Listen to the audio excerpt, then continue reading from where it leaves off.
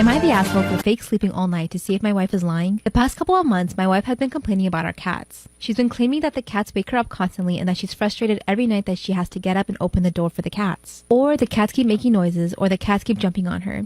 It got me to the point where she started saying she wants me to get rid of them. I've told her I've never seen or heard any of this, but she claims I sleep through it all. She kept telling me that she was getting less and less sleep and kept acting aggressive, blaming lack of sleep from the cats and that if I didn't get rid of them, she'd leave me. I legitimately started considering giving the cats to my sister until I noticed something. One morning, she claimed she had gotten up multiple times throughout the night to help the cats. She listed a bunch of times. I thought it was weird because I had been up until 4 a.m. and she claimed that she got up at 1 a.m. to open the door for them and a few times around 3 a.m. because they were meowing and jumping on her. I was in the bedroom the entire time while she slept, and I know none of this happened. Things weren't adding up, so I decided to run a test. I waited until she said she was going to bed, then I let the cats out of our bedroom. I lowered my phone brightness and faked going to sleep. I just laid there in my bed for the entire night bored, but I definitely did not fall asleep. I made sure to make timestamps every 30 minutes on my phone through Discord just to be sure. I marked down every noise my cats made. One cat had jumped down from something and made a little noise around 3:18 a.m. and one ate food relatively quietly by the bedroom door at 4:57 a.m. Other than that, nothing happened. Sure enough, my wife slept from 11 p.m. until 9 a.m. and that morning she claimed she had woken up at least 7 times to open doors from the cat noises and cats jumping on her. At this point, I was pissed because she was clearly lying to me. I was exhausted and fed up with the lies, so I bluntly called her out on it. I told her, "That's funny. I stayed up all night to monitor the cats and they weren't even in the room at all last night. I have timestamps and everything. So you've been lying to me and trying to convince me to get rid of my cats? Why?" She just sat there quietly shaking and looking pissed, then got up and left without answering. She came back hours later and ignored me whenever I talked. And when I asked her how I'm the bad guy in the situation, she finally said that I was treating her like a child by lying about sleeping and staying up all night just to see if she was lying or not. And that making timestamps and everything as if I was an investigator was going too far and makes me an obsessive asshole. I did it because she was threatening to make me get rid of the cats or she'd leave me, and her claims didn't add up. So am I the obsessive asshole here? My girlfriend, 30 female, overheard my 35 male family talking badly about her. Last week, I went to my parents' house for dinner. We get together as a family a few times a month. It's been a tradition with us for years now. Sammy usually joins us for these dinners, but had work obligations. Halfway through dinner, I got up to go to the bathroom, and Sammy texted me that she was outside. She got off work early and came over to hang out. She would have normally walked in, which is normal, but she needed help bringing in some gifts. My brother and sister, twins, have their birthday next week, and my girlfriend had gifts for them. At this point, my family had no idea Sammy was there. We walked inside and headed to the kitchen, and we overheard my family talking. My sister was saying that she was glad my girlfriend was gone because she couldn't stand a family night being ruined by my girlfriend being annoying. My brother and other sister agreed about how annoying and awful my girlfriend is. My dad made a comment about how they should be nice to Sammy, and my mom chimed in with, "Sammy is nice and all, but I can't believe family sucks throwaway likes how fat she is. He can do so much better." Wow. My family, even my dad, agreed, and my sister piped up that I was dating down because I'm still rebounding from my last girlfriend, which was 5 years ago. Okay. I was floored. My family has always been so nice to Sammy, and I've never heard them talk badly about her. I've never heard my family say mean things about anyone, to be honest. Sammy walked into the kitchen and dumped the presents on the counter. She was crying and mumbled something about happy birthday and then took off out the door. My family looked shocked and a bit embarrassed. I asked my family what the fuck was wrong with them and didn't stick around for an answer. I went after Sammy. She was in her car crying. Now, Sammy is usually tough, but family is super important to her. She has no family, aside from an alcoholic dad that she doesn't have any contact with. My family was like her surrogate family and something she always wanted. She was overjoyed when my family welcomed her and invited her to family events. I have no idea what they mean about her being annoying. The thing that makes this even worse is I was planning on proposing to her in the next few months. Now, Sammy hasn't said much about it and hasn't talked to me about this incident. She has always wanted a family, and she doesn't understand why my family doesn't like her or what she's done wrong. I don't want to lose her over this. I would take her over my family. At this point, I have no idea if I even want them in my life. All of them have reached out to me with weak apologies full of justifications. I asked my mom if she had apologized to Sammy, and my mom said I could pass on the apology. What do? I don't want to get rid of my family, but Sammy matters more to me at this point. I want Sammy to know I'm fully in her corner and don't want her to feel guilty if I have to cut out my family. This is why you might not want to use Facebook to find a roommate. My sister and I work in the medical field and we're renting a house together. The rent was pretty high and we quickly decided that it would be helpful if we got a roommate. However, after weeks of looking, we still couldn't find anyone. My sister and I were desperate and posted in the Facebook groups about needing a roommate. This woman in her late 30s named Tammy answered, and we were excited that we had found our new roommate. When we met her and talked to her, everything seemed normal. She seemed nice and put together. My sister's in residency and I'm in nursing school, so we made it clear that we needed a respectful roommate who understood our schedules. When she first moved in, everything seemed to be going well. After the first week, I had a friend come over to hang out. While my friend was there, Tammy came into my room and introduced herself. I could smell the alcohol on her breath as she spoke, and she started hitting on my friend. She kept telling her how she was down for hot girl bye shit. She was doing this all while aggressively petting my labradoodle. Luckily, my friend just laughed it off and we assumed that she was drunk. Then Tammy went to her room, and after about 10 minutes, we started hearing moaning coming from her room. She didn't have any guests over and we tried to ignore it at first, but the moaning escalated to screaming. We could hear things being thrown around in the room as well. After 20 minutes of this, we got worried and went to get my sister. Part 2, why you might not want to use Facebook to find a roommate. My sister talked to Tammy and she apologized, saying she was just sleeping. About 2 weeks later, my sister stayed at her boyfriend's house and I was stuck with Tammy. I made myself dinner and I was eating, and that's when Tammy came downstairs. She was blasted drunk again and went to the stove. She started reheating my food, and that's when I asked her if she wanted some, but she said she was just stirring my food for me. After I ate my dinner, I went to look and she had taken all of it. Over time, I noticed she would eat our food without permission, even when I asked her not to. When I'd call her out on it, she would lie and say she didn't touch my food. We used to keep our liquor in the kitchen, but she started drinking from the bottles and we had to move them to our rooms. She would go into my room because I had a bottle of liquor and she drank it, then fill it up with water. However, it was easy to tell because it was whiskey. One night I was studying for one of my exams and I hear loud screaming. I assumed it was coming from her room, but when I opened my door, I realized it was coming from outside. I went downstairs and saw her laying on the floor of the backyard, screaming her head off. I told her that she was being loud and the neighbors would call the cops. She got up and apologized and then went to her room. However, she repeated this again a couple days later. Just when I thought it couldn't get any worse, it did.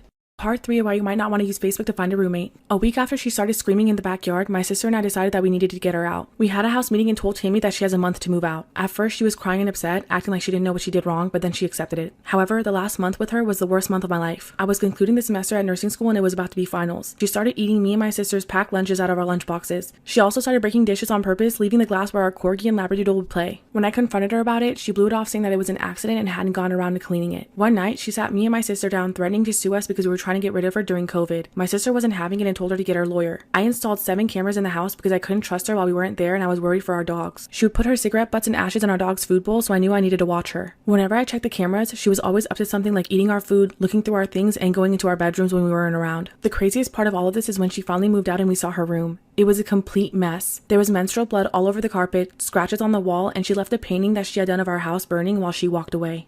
Taking custody of my sister's 3 kids back in 2018 after she left them alone for 2 weeks to go on a drug bender. It was a huge transition for the kiddos because not only did they have to switch schools and daycares, but they also wouldn't be able to see their mother anymore. I've adopted the kids and have full custody of them. They're doing better now and leading happier lives. Recently though, my sister was released from prison and wants to see them. She called me begging to have a visit with them and telling me that I could give them back now because she was out of prison. I've had a talk with the 9-year-old and he says he doesn't want to see his mom yet. He told me that he still hates her for leaving him alone. The girls have no memories of her. The smallest was only 3 months old the last time she saw her. I feel like I could have helped them foster a better relationship with their mom, but I don't want to force them to meet her if they don't want to. My close family has told me that the oldest doesn't know what he's talking about, and it's my fault the little ones don't remember their mother because I didn't take them to see her when she was in prison. They also told me that it's my responsibility to force them to meet her even when they don't want to because it's what's best for them and they shouldn't grow up without their mother. I've spoken to a professional about this and they said it should be up to the kids. Am I being a jerk to my sister by not letting her kids see her if they don't want to?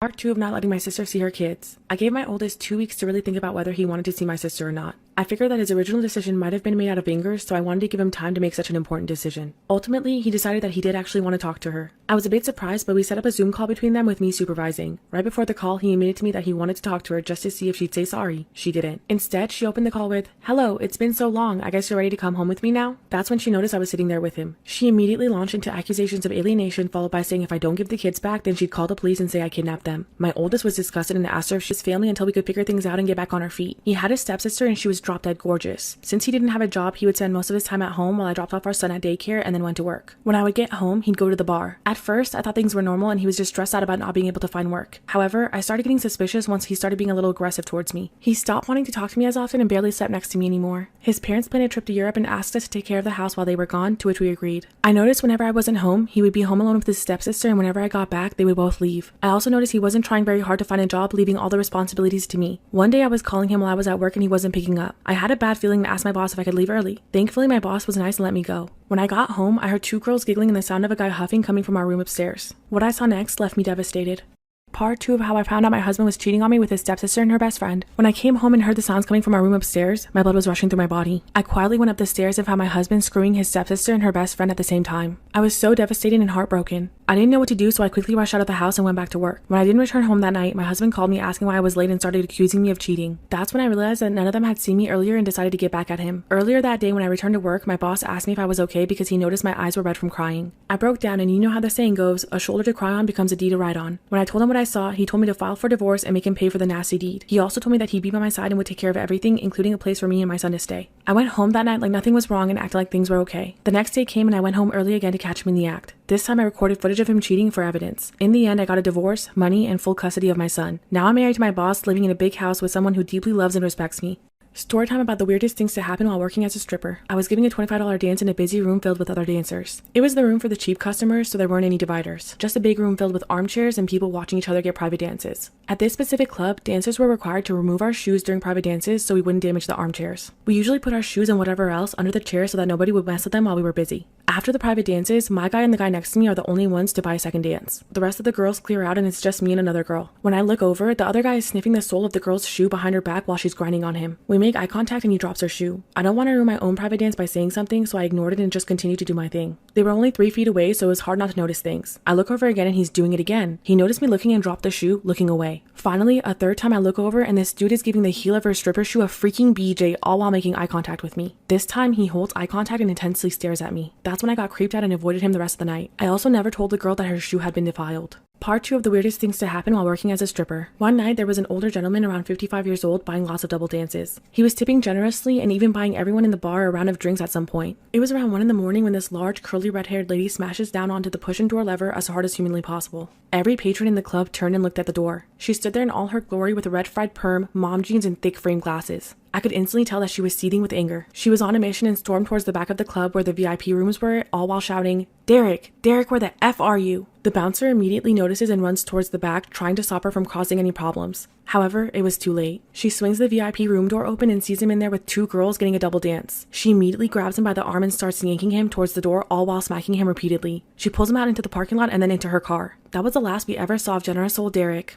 Story time about how my carefree friend got rich by listening to the universe. I have a friend named Paige who's a free spirit. She believes in going with the flow, not stressing and letting the universe decide what happens next. I've always been more of a planner and kind of a workaholic. Paige always said that I work too hard and need to relax. She'd say I stress about things too much and the universe already has a plan for me, so I should let it run its course, but I never listened. I've had 2 jobs and I've been in school full time for as long as I can remember. I always believe that if you want something, you have to work hard for it and make it happen. I never believed in just sitting back and waiting for things to happen for me or leaving it up to the universe, as she'd often preach. However, maybe I should have slowed down and taken her advice. Over a few years, Paige and I drifted apart. She messaged me one day telling me that she was coming back to town and she'd like to visit me while she's here. I was absolutely shocked when she pulled up in a brand new Tesla. Paige never really cared about money and didn't really work besides selling her natural healing oils, which paid okay but nothing crazy. I hopped in and noticed she also had an expensive designer bag, eco-friendly of course, and expensive jewelry on. When I asked her where she got all this from, she told me that the universe got it for her, which is something that I'd expect her to say, but it didn't make any sense. What she was about to tell me changed my outlook on things and made me think that Paige's ideas and beliefs weren't so far-fetched after all. Part 2 about how my carefree friend got rich by listening to the universe. Paige told me how she always knew things would work out and the universe would take care of her if she did her part. She told me she got all of this money by being nice to the earth and catering to Mother Nature, which still made absolutely no sense to me. It sounded good, but I knew that the money didn't just fall into her lap from the sky for being nice to the planet and believing that the universe would take care of her. Upon further questioning, she finally explained that the universe told her to invest half of her money into something she believed in and donate the other half. She said she had been putting half of her money into solar power and eco-friendly stocks and donating the other half to environmental activists over the years. Paige believed that since she was doing her part to care for the planet was caring for her back. Well, it turns out that the stocks that she invested in for years blew up. She made enough money to live comfortably for the rest of her life. To be honest, I was in complete shock. I always thought her carefree attitude and laid-back lifestyle wouldn't get her too far, but I turned out to be completely wrong. She ended up doing way better than me, all while working and stressing a lot less. Since then, I've taken a page from Paige's book. I worry a lot less about the little things and try to enjoy my life with her same stress-free attitude. Maybe with this way of thinking, the universe will look out for me next. Or maybe she just got lucky. Story time about how half of my coworkers got fired after management found our hidden break room. I used to work for a department store a few years back. One day, one of my coworkers pointed out a door in the back room, hidden off in the corner, and asked if anyone knows what's back there. Feeling adventurous, we asked the shift lead we were cool with to come with us and unlock it. It led to what appeared to be an electrical room, and behind that there was another door that led to a huge storage area that no one knew about. The storage room had old dusty promotional displays from 10 years ago and other random items that looked ancient, leading us to believe that no one had been back there in quite some time. The three of us started sneaking off and taking our breaks in the storage room, slowly inviting coworkers we trusted to come hang out. We ended up making it our secret break room that only some of us knew about. However, the secret didn't last long. Rumors of a secret hangout spot started traveling around the back room pretty quickly. Slowly but surely, more and more of our coworkers started frequenting our secret hangout spot. One night, a few of the guys snuck in a bottle of alcohol and it turned into a 10-minute break of passing the bottle around while the song Shots played on someone's iPhone. There were also rumors about the overnight shift finding the secret break room and sneaking in to do the nasty. I knew management would find out soon, and sure enough, they did. What they found back there was enough to fire half of my coworkers. Part 2 about how half my coworkers got fired after management found our hidden break room. With word traveling fast about the crazy things going on in the secret break room, I knew it was also a matter of time before management heard about the rumors being spread. I decided to stop taking my breaks in there with the others because I had a feeling that we were about to get raided. For a few weeks, it was fine, and I kept hearing more and more stories about what was going on in the hidden room, especially during the overnight shifts. It was being used as a spot to hang out, drink on the job with friends, sleep during your break, and apparently sleep with others while at work as well. As I predicted, management heard about the craziness and decided to pop in at peak hidden break room hours one day, which led to a lot of people getting fired. Apparently, they went in and found coworkers doing party drugs and of course fired them on the spot. This led to a drug test for everyone on shift, which some of my coworkers failed. I guess word didn't get to the overnight shift, or they just didn't care, because management popped in again at the dead of night and found another guy sound asleep in there, complete with a pillow and blanket from the store. All the firings led to us being super short staffed right in time for peak season. OGs that are still working at the store years later tell the tale about the secret break room to all the newbies to this day. Most of them think it's just an old wives' tale, but the old timers like me know it's a fact and a classic store legend. Crime Fanatic Friday, an author whose best-selling book led to his demise. In the southwest corner of Poland, on a cold December day in 2000, three friends were casting when one of them noticed something floating by the shore. At first, they thought it was a log, but as it drew closer, they quickly discovered that it was a dead body. The police were called and the corpse was carefully removed from the water. A noose was around his neck and his hands were bound behind his back. The rope had once connected his hands to his neck, binding this man in a backward cradle. This position was excruciating, as the slightest movement would have caused the noose to tighten further. A pathologist reported that this man had been starved before he was murdered and was still alive when he was dropped into the water. The victim was 35-year-old Darius Yaniszewski, who lived 60 miles from where his body was discovered. A major investigation was launched, but after 6 months and no leads, the case went cold. 3 years later, a detective picked up the case and was determined to solve it. He retraced Yaniszewski's last steps and found out that he had met up with a customer for business outside of the office but couldn't find out who it was. At one point, the detective realized that Yaniszewski's phone was never found. He knew that cell phones often bear a serial number from the manufacturer and soon found a match with the receipt obtained from Yaniszewski's wife. What he found next shocked everyone. Crime Fanatic Friday Part 2, an author whose best-selling book led to his demise. After the detective searched the serial number for the missing phone, he found that it had been sold on an internet auction site just 4 days after Yaniszewski disappeared. Investigators quickly found the seller to be 30-year-old Polish author Christian Bala. The detective checked Bala's background and discovered a recently published novel called Amok. This crime novel quickly became a bestseller in Poland. It was about a bored Polish intellectual who murders a female lover for no reason and conceals the act so well that he's never caught. When the detective read the book, he found many details about the murder in the novel eerily familiar. The method of the noose that was tied and the weapon that was sold on the internet website was similar to the phone being sold. This detail was never released to the public by police and was too extraordinary to be a coincidence. However, the detective knew that this alone wasn't enough evidence. The only thing tying Bala to the crime was the cell phone. When they searched his profile on the online auction, they made a curious discovery. He had looked for a book about strangulation and tying a noose. As they dug deeper, questioning people close to Bala, prosecutors believed the motive for killing was tied to jealousy. Bala had assumed that his estranged wife was having an affair with Yaniszewski. He was sentenced in 2007 and found guilty. He's serving a 25-year sentence. Storytime about my paranormal experience in the mountains. My best friend and I live by some canyons in California. We love to take day trips in the canyons to get away from the city noises. We are always cautious of where we park and who's around us when we go because it's always just the two of us. At this time, we were 17 and had driven all the way up to the top where the road was blocked off. We parked, kicked back, rolled down the windows, and enjoyed the fresh breeze in silence. Since we were pretty high up in the mountains, there weren't any homes, stores, and especially no phone or radio service. The little parking place was basically the edge of the mountain, so if anyone was to fall, they'd go straight down to their demise. There weren't any bushes or trees to break any falls. After about 30 minutes of relaxing, we hear what sounds like a woman groaning in pain. We look at each other in confusion because there wasn't anyone around and the next parking spot was another 10-minute drive down. It was around 7 p.m. and the sun was already setting. We ignored the sound since we only heard it once, but after about 15 minutes, we talked about the noise and decided to try and figure out what it could be out of curiosity. Right then, we heard it again, but it was louder. We thought someone might be hurt, but again, no one should be around because there weren't any walking trails and it was impossible for anyone to be below or above. This is when we stupidly got out of the car and used our cell phone flashlights to look around. Part 2 of my paranormal experience in the mountains. We double-checked to see if anyone was there, but we saw nothing. That's when my friend called to me, telling me that she had a bad feeling. Right before I had the chance to ask her about what, her body jolts closer to the edge of the mountain. At first, I thought she was pulling a prank, but the look on her face was of pure shock, followed by her bursting out in tears. I started to panic and tried to calm her down, but from a distance coming up the road, seemingly out of nowhere, we saw an older man limping towards us. He had dirty, torn-up clothes on. There wasn't any blood or noticeable injuries on him, but the fact that he was limping towards us alone and far away from any trails creeped us out. I snapped my friend out of it and we ran to our car. We locked the doors and pulled out of the parking lot. The man was nowhere in sight as we made our exit. After about 20 minutes driving back down, we see the same man limping. There was no way he could beat us going down the road. I asked my friend what happened earlier and why she was crying. She said she felt the urge to jump and felt like someone had pushed her. The next day, a friend tells us that apparently a month prior to this incident, a man, his wife, and only daughter had died up there. No one knows exactly what happened, but the woman's body was found at the bottom. The man's body was found in a car crash where we saw him the first time, and the daughter's body was nowhere to be found. Storytime about how a stranger hunted me through a national park. I was camping in the middle of nowhere in Washington near Mount Rainier. Not the official campground, just way out in the forest where I wouldn't have expected to see another human for miles. One night, I wake up and hear something. I open my tent and was surprised to see a guy sitting where my fire had been, right outside of my tent. He looked like a regular guy, but he was sitting just a couple feet away from my tent, and it made me uneasy. I also noticed that he didn't have a bag or pack or anything with him. When he saw me open my tent, his eyes widened like he had just seen a ghost and he bolted off. It shook me to my core at first, but over the next day I managed to put it out of my mind. I thought to myself that it was just an odd occurrence and that guy was probably on drugs or something. I made myself believe that he had somehow managed to set up a camp not far from mine and it was just a coincidence. 2 days after this, I had hiked another 15 miles in totally random directions that nobody could take the same path as on accident. I was sitting by the fire that night and I started hearing noises. I was convinced there was someone there. I called out to them and out of the darkness, someone asked me, "Do you know how to get to Bell's Canyon?" I quickly said no and I don't even think that's a real place there. However, they kept talking to me from just out of my line of vision. It only got creepier from here.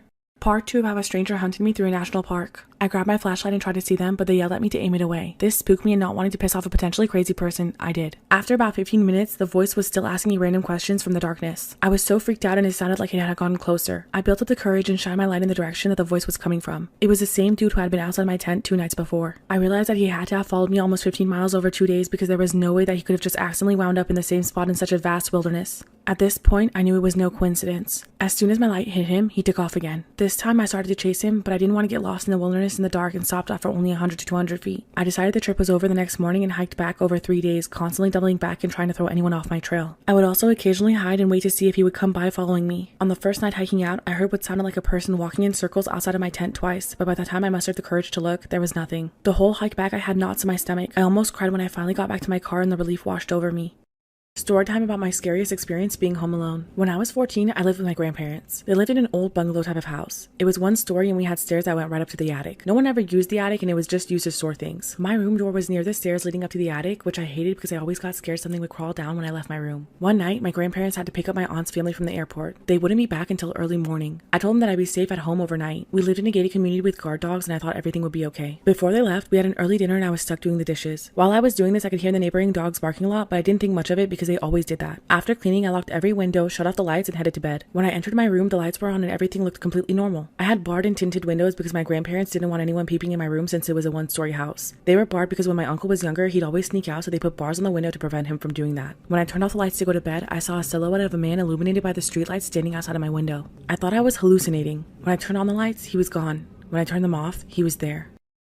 Part 2 of my scariest experience when I was home alone. When I turned the lights on and off the third time, the man's figure wasn't there either time. I sighed in relief and thought my mind was just playing tricks on me or that something was casting a shadow. I double locked my door to be safe with one on the doorknob and one of those latch-type locks. I tucked myself in bed and tried to fall asleep even though the dogs were still barking outside. When I was finally falling asleep, I heard something above me moving, something in the attic. I pushed the thought down and hugged my pillow, telling myself it was just rats. My heart sank when I heard someone hurriedly go down the stairs and stop at the bottom. I covered myself with a blanket and waited, wishing my grandparents had given me a phone for a time like this. Suddenly, I heard my doorknob being gently fiddled. I wanted to vomit when I heard a click followed by a quiet turn of the knob. It turned, but it didn't budge. When they noticed, they tried to push it. I finally stood up and softly pushed my body against the door, locking everything up again. I didn't want to make a sound. I don't know why they stopped, but they did. Then I heard footsteps go up the stairs as I sat there. I saw something move in the corner of my eye, and there outside of my window was the shadow. I forced my eyes closed and ignored it until I fell asleep. All I remember is the next day I was having breakfast with my family. I brought it up to my grandparents, but they scoffed that it was probably rats. I never brought it up again, but the attic window had been opened. This is why you never truly know someone. When I was 10 years old, I met my best friend. We were pretty much inseparable. All throughout school, we were always by each other's side. Our last names both started with J, so we had almost every class together. He was a smart kid and a model student. However, his home life wasn't the best. He also had ADHD and was bipolar. My family was like a second family to him. As we grew into adults, our views differed on what we wanted to do with our lives. He had his first child when he was 18 and split up with the child's mom, so the thought of college never sat well with him. He worked a 9-to-5 job instead to support himself. By 21, he met another woman and had a child with her. This time he was doing good. He stayed with her and was taking care of both of his children. I was really proud of him for stepping up and getting his life together. Suddenly, something inside him flipped like a switch. He randomly up and left that woman and moved to another state. I hadn't spoken to him for 2 months after he did this. One late night, I was woken up by a phone call from his mother saying that he was in jail. I asked what for and she told me that he raped a 15-year-old girl. He was caught and sent to jail. He was serving 2 years behind bars only because there were texts from that girl saying that she was 18 years old. 2.5 years went by when he finally got out. I told him he could stay with me until he was back on his feet, but he refused. Then things took a dark turn.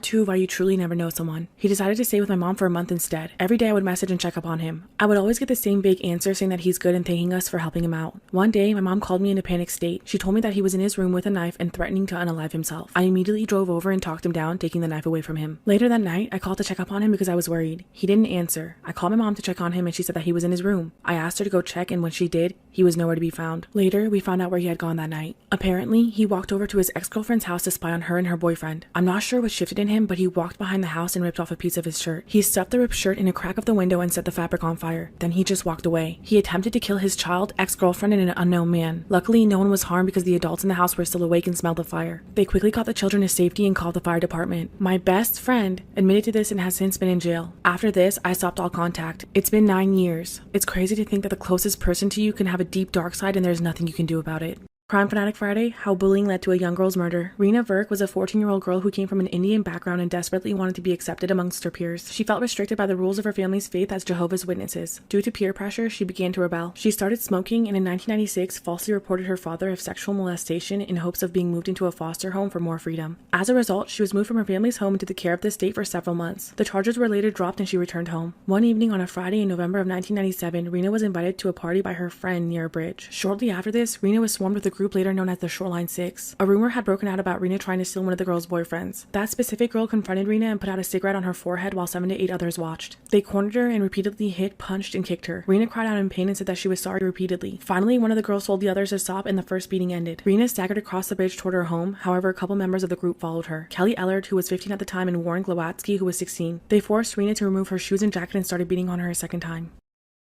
Crime Fanatic Friday Part 2, how bullying led to a young girl's murder. The pair beat 14-year-old Rena Verk and smashed her head against the tree where she fell unconscious. They dragged her body into the gorge waterway and drowned her. Rena's parents reported her missing, but sadly, her body wasn't discovered for another 8 days. The coroner's report showed extensive damage and said that she would have most likely died from her injuries if she hadn't been drowned. She was found to have several cigarette burns on her skin and attempts were even made to set her hair on fire. The 6 girls who took part in the initial attack were prosecuted in youth court with their identities protected. Ellard and Glowatsky were charged with Rena's murder and tried as adults despite their ages. Glowatsky was convicted of second-degree murder and sentenced to life in prison. Ellard was also convicted, but it took 3 tries to finally get her served a life sentence due to difficult circumstances. Glowatsky took responsibility for his crimes and participated in restorative justice programs, including indigenous healing circles aimed to reconcile offenders and victims. He issued an apology to Rena's parents and they accepted it, exchanging tearful hugs. Glowatsky's parole was accepted in 2010 because of this. Ellard never showed any remorse, maintaining her innocence. She was also released on parole, allowing her to live 5 days away from a residential facility.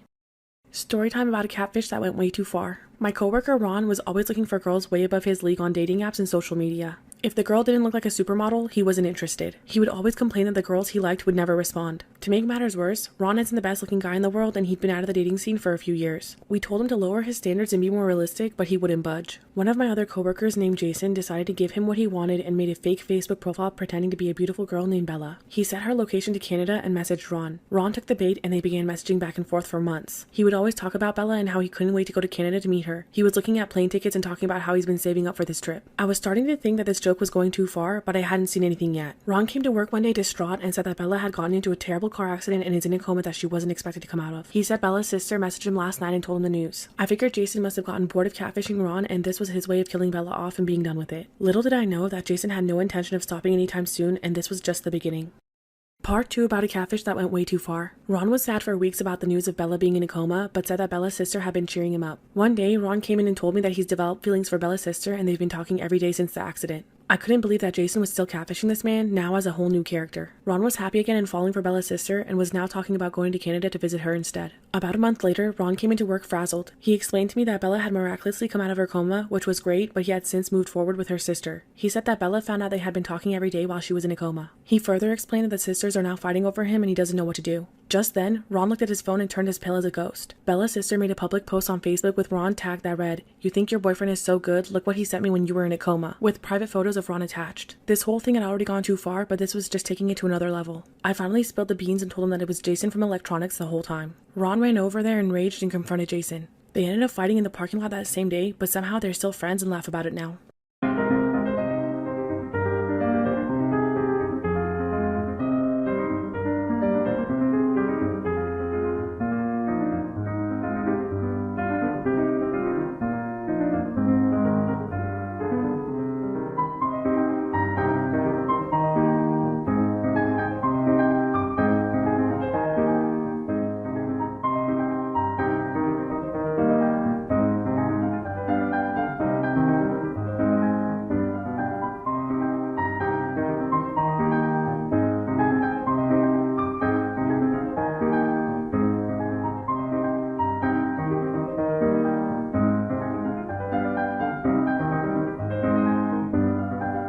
Am I the asshole for fake sleeping all night to see if my wife is lying? The past couple of months, my wife has been complaining about our cats. She's been claiming that the cats wake her up constantly and that she's frustrated every night that she has to get up and open the door for the cats. Or the cats keep making noises, or the cats keep jumping on her. It got me to the point where she started saying she wants me to get rid of them. I've told her I've never seen or heard any of this, but she claims I sleep through it all. She kept telling me that she was getting less and less sleep and kept acting aggressive, blaming lack of sleep from the cats and that if I didn't get rid of them, she'd leave me. I legitimately started considering giving the cats to my sister until I noticed something. One morning, she claimed she had gotten up multiple times throughout the night to help the cats. She listed a bunch of times. I thought it was weird because I had been up until 4 a.m. and she claimed that she got up at 1 a.m. to open the door for them and a few times around 3 a.m. because they were meowing and jumping on her. I was in the bedroom the entire time while she slept, and I know none of this happened. Things weren't adding up, so I decided to run a test. I waited until she said she was going to bed, then I let the cats out of our bedroom. I lowered my phone brightness and faked going to sleep. I just laid there in my bed for the entire night bored, but I definitely did not fall asleep. I made sure to make timestamps every 30 minutes on my phone through Discord just to be sure. I marked down every noise my cats made. One cat had jumped down from something and made a little noise around 3:18 a.m. and one ate food relatively quietly by the bedroom door at 4:57 a.m. Other than that, nothing happened. Sure enough, my wife slept from 11 p.m. until 9 a.m. and that morning she claimed she had woken up at least 7 times to open doors from the cat noises and cats jumping on her. At this point, I was pissed because she was clearly lying to me. I was exhausted and fed up with the lies, so I bluntly called her out on it. I told her, that's funny. I stayed up all night to monitor the cats and they weren't even in the room at all last night. I have timestamps and everything, so you've been lying to me and trying to convince me to get rid of my cats? Why? She just sat there quietly shaking and looking pissed, then got up and left without answering. She came back hours later and ignored me whenever I talked, and when I asked her how I'm the bad guy in the situation, she finally said that I was treating her like a child by lying about sleeping and staying up all night just to see if she was lying or not. And that making timestamps and everything as if I was an investigator was going too far and makes me an obsessive asshole. I did it because she was threatening to make me get rid of the cats or she'd leave me, and her claims didn't add up. So am I the obsessive asshole here? My girlfriend, 30 female, overheard my 35 male family talking badly about her. Last week, I went to my parents' house for dinner. We get together as a family a few times a month. It's been a tradition with us for years now. Sammy usually joins us for these dinners, but had work obligations. Halfway through dinner, I got up to go to the bathroom, and Sammy texted me that she was outside. She got off work early and came over to hang out. She would have normally walked in, which is normal, but she needed help bringing in some gifts. My brother and sister, twins, have their birthday next week, and my girlfriend had gifts for them. At this point, my family had no idea Sammy was there. We walked inside and headed to the kitchen, and we overheard my family talking. My sister was saying that she was glad my girlfriend was gone because she couldn't stand a family night being ruined by my girlfriend being annoying. My brother and other sister agreed about how annoying and awful my girlfriend is. My dad made a comment about how they should be nice to Sammy, and my mom chimed in with, Sammy is nice and all, but I can't believe family sucks throwaway likes how fat she is. He can do so much better. Wow. My family, even my dad, agreed, and my sister piped up that I was dating down because I'm still rebounding from my last girlfriend, which was 5 years ago. Okay. I was floored. My family has always been so nice to Sammy, and I've never heard them talk badly about her. I've never heard my family say mean things about anyone, to be honest. Sammy walked into the kitchen and dumped the presents on the counter. She was crying and mumbled something about happy birthday and then took off out the door. My family looked shocked and a bit embarrassed. I asked my family what the fuck was wrong with them and didn't stick around for an answer. I went after Sammy. She was in her car crying. Now, Sammy is usually tough, but family is super important to her. She has no family, aside from an alcoholic dad that she doesn't have any contact with. My family was like her surrogate family and something she always wanted. She was overjoyed when my family welcomed her and invited her to family events. I have no idea what they mean about her being annoying. The thing that makes this even worse is I was planning on proposing to her in the next few months. Now, Sammy hasn't said much about it and hasn't talked to me about this incident. She has always wanted a family, and she doesn't understand why my family doesn't like her or what she's done wrong. I don't want to lose her over this. I would take her over my family. At this point, I have no idea if I even want them in my life. All of them have reached out to me with weak apologies full of justifications. I asked my mom if she had apologized to Sammy, and my mom said I could pass on the apology. What do? I don't want to get rid of my family, but Sammy matters more to me at this point. I want Sammy to know I'm fully in her corner and don't want her to feel guilty if I have to cut out my family.